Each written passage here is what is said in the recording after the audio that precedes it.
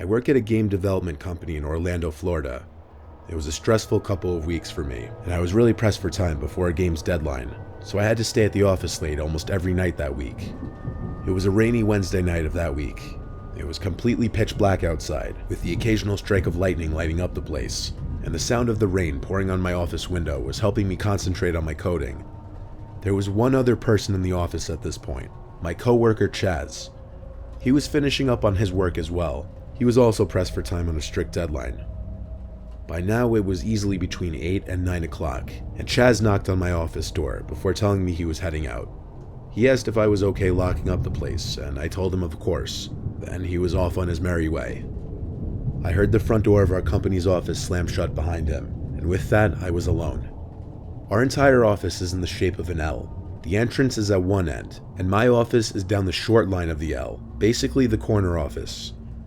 I had to keep myself awake as I was starting to doze off, so I went down the hall to the kitchen to heat up some coffee. Just a little bit, enough to keep me going for another hour. I leaned on the counter by the coffee maker, waiting for it to heat up, when I heard this. The sound of a door closing. I peeked my head out into the hall to look and see if anyone was there. I called out, yielding no replies. The door sounded like one of the smaller private office doors, not the heavier front door to the entire office. I left the kitchen to walk down the 2 halls, trying all the doors, which were locked. Then I got to my little hall, and all 3 doors in this hall were shut, including mine. I left that door open 1000%, and there was no draft in here as all the windows were closed. I felt like someone had to still be in the office pranking me. I opened my office door with force, expecting someone to be in there jumping out at me, but no. My office was how I left it. The chair, my computer, everything. It was just a little odd to me that the door closed on its own because it had never done that, but I moved past it and continued my work. The rain continued to hit the window, and the lightning continued to strike about once every minute, startling me a few times actually. Some more time passed, and it was now getting very late to still be in the office. I was content with the progress I made, so I saved all of my work and began closing down my computer. I clicked the shutdown button, then turned off the screen. The screen went black, and then I saw it. In the reflection of the computer screen, I saw behind myself a woman standing there. I don't know how I didn't jump or scream, but I felt my heart drop into my stomach. I didn't turn around. I just got up from my desk, calmly grabbed my bag, pretending not to have noticed, and walked to the door. I didn't look back to shut the door or anything. I walked down the hall until I thought I was far enough away. Then I booked it out the exit of the entire office. I then ran down the flight of stairs to the first floor, then out to my car in the rain. The whole time I was terrified I was being followed, or that she would grab me any second, whoever it was. Once I got in my car, I took a second to breathe. Then I looked up at the window to my office. The light was still on in there, and I'm quite sure I saw a small kink in the blinds, as if someone were on the other side looking down at me. I called one of my bosses, Miranda, at once, and she confirmed no one else should have been there. She said she'd call the night security guy and ask him to check the office. Luckily, I got to go the hell home. Later that night, Miranda called me and said the security guy was in the office but didn't see anyone.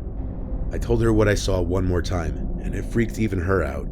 There's only one camera in our entire office, and it's at the end of the longer hall by the kitchen area. The camera footage never caught any woman walking around the office that night.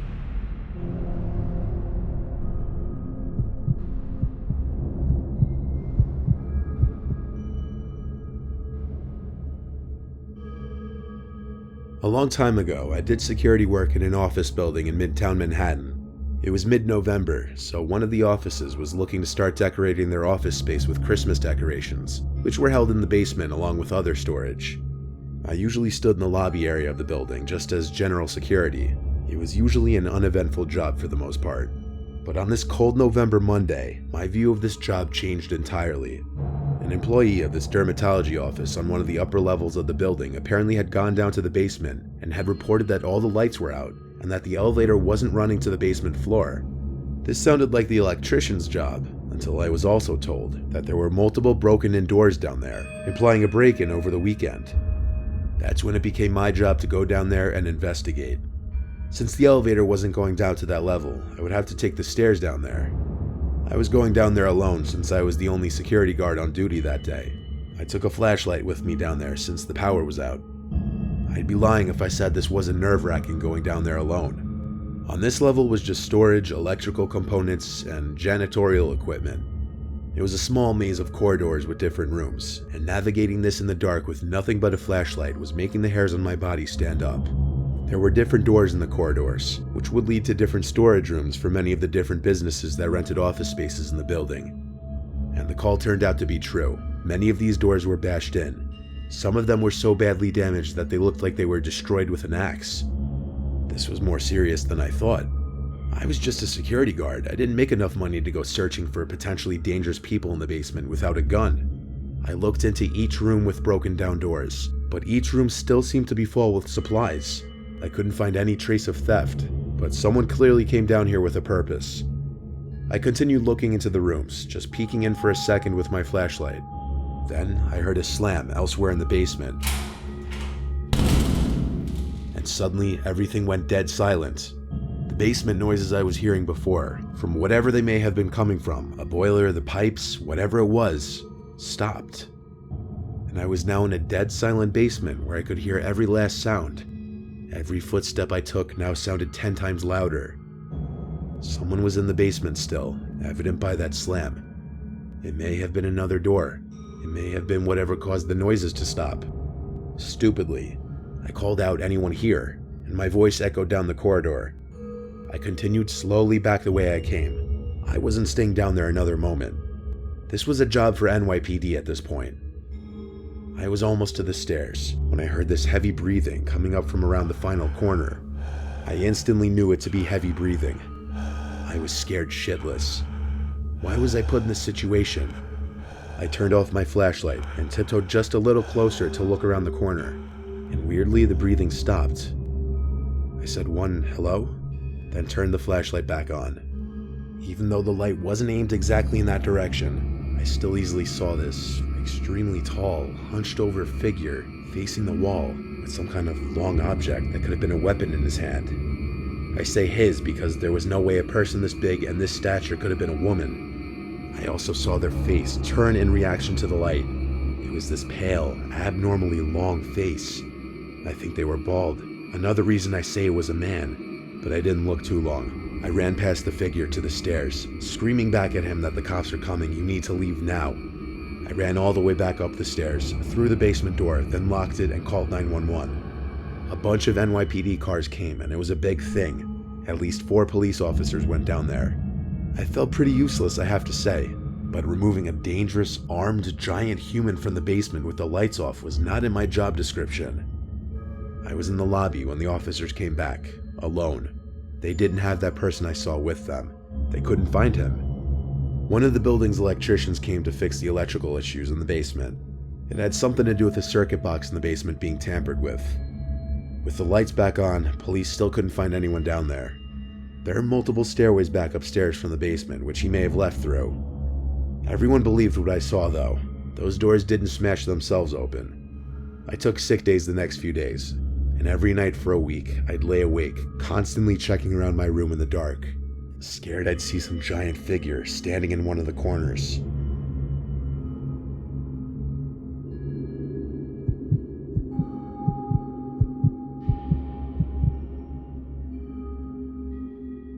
I held my first job ever in 2002, and I worked at a call center during the graveyard shift. The office was in Makati, and it was a new site. The office layout was kind of in an elongated donut shape, with the donut hole being the elevator lobby / main doors, and the actual office space composed of 2 long hallways and 2 shorter ones. It was also a new site, so only half the office was finished, and the other half was still under renovation. So one long half of the donut was a fully operational production floor with managers' offices and a pantry, while the other long half was reserved for things like conference rooms, the nurse's office, storage, other admin stuff, restrooms, etc. And it was all unfinished. The conference room still had concrete floors, and wires were still sticking out from sockets and all that. While the production half was nice and bright and well lit, as any call center should be, the other half was only partially lit. To make matters worse, the guards would turn off the lights completely on that side, since they figured nobody was using it anyway. As a result, people didn't really hang out on that side of the office, and if you needed to use the restroom, you just kinda had to make a mad dash to and from it. 2 weeks into production, and my teammate, who was obviously very sickly to begin with, had a terrible migraine, and I suggested that she tell our team leader about it so that she could take a break. TL then told her to go visit the nurse's office, located in the unfinished half of the office, something we figured out only because of the sign above the door that we see whenever we go to the restroom. I was to accompany her, so that's what we did. We walked to the nurse's office, but found that the door was locked and nobody was inside, even though the lights were on. The door was the type with one of those vertical window panels on it, so we peeked in to make sure nobody was in there. We saw all the medical equipment and a sick bed, a desk, basically everything you'd expect to find in there, except the nurse. Thinking maybe he or she just went on break, we decided we'll just come back later.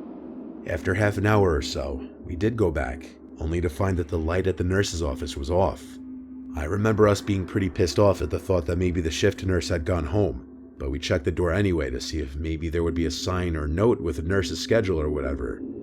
I don't know why I did it, but I tried the door handle despite being aware there was no light on, and I was able to open the door to find that there was no nurse's office, despite the sign above the door saying that that's where it was supposed to be. And yes, that was the only sign. We checked over and over to make sure it was the right room. We were sure it was the same room we visited earlier. But instead of a decked out clinic, we found a room with a small nightlight in an exposed socket that cast only enough light for us to see the walls and floors were concrete. There were no finishes, no beds, no cabinets, nothing. It's like we dreamed up the clinic we saw earlier. A guard approached us at that point, asking what we were doing poking around in an unfinished clinic. So we told him what happened, and he of course thought we were making it up. While we were kind of trying to convince him that we weren't lying, we all suddenly stopped talking when we felt the temperature just drop. We shivered, our hair stood on end. My heart started racing, and nobody could speak for a minute. Finally, my teammate burst into hysterical tears, and the guard then nervously shooed us away and locked the door to the supposed nurse's office. We were escorted back to our team's bay, and we explained what happened to our team leader. He pretty much just sat there stunned as he listened to us. Since my teammate wouldn't stop crying and was starting to hyperventilate very badly, they had to send her to Makati Med. The incident was never brought up again. If you're a fan of horror, which I know you are, then you'll love Shudder, which is a video streaming service catered specifically to horror fans. And what better time of year than right now to curl up on a chilly fall night and watch a good scary movie? Shudder has the biggest collection of any horror, thriller, or supernatural films that you could think of, and you can stream on all of your favorite devices. Shudder's also home to many exclusive original movies such as Prisoners of Ghostland featuring Nicolas Cage and Great White, a killer shark movie perfect for any Jaws fans. And you'll never find yourself running out of things to watch, as new films that'll keep you on the edge of your seat are added weekly. I personally have always been a big fan of found footage films like the Blair Witch Project, so it was great for me to see VHS 94 added recently, which is yet another exclusive to Shudder. So get started streaming the best horror, thriller, and supernatural content. Shudder's expertly curated collection includes must-see titles like Vicious Fun, The Mortuary Collection, and PG Psycho Gorman, plus all the best horror documentaries and the hit Creepshow TV series from executive producer Greg Nicotero of The Walking Dead. To try Shudder free for 30 days, go to shudder.com and use promo code NIGHTMARE. Links in the description.